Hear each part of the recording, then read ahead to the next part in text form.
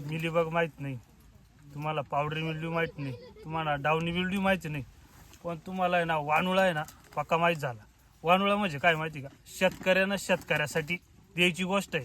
पण हे नोकरीवाले, हे बिझनेसवाले, त्यांना इतकं फुकटची खाय सवय लागली, इतके मॅसेज करते, इतके फोन करते, आम्हाला यंदा वानुळा भेटेल का नाही, आम्हाला यंदा द्राक्ष खायला भेटतील का नाही. अरे तुमच्या पगार तर बाजूलाच राहिला, पण ते एवढीला आहे ना कीड लागायची पडी आली. कीड जरासं मार्केटमध्ये जा, थोडीशी द्राक्षे विकत घ्या, थोडासा पैसा खर्च करा, आणि यंदा आहे ना द्राक्ष बागायतदार शेतकऱ्याला फोनच करायचा नाही का मला वानुळा भेटला पाहिजे.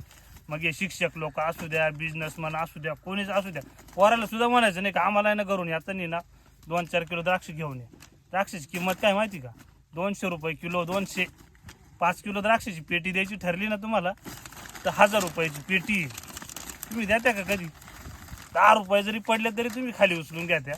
मग यंदा आहे ना अजिबात द्राक्ष शेतकऱ्याला फोन करायचा नाही तर वानुळा द्या म्हणून.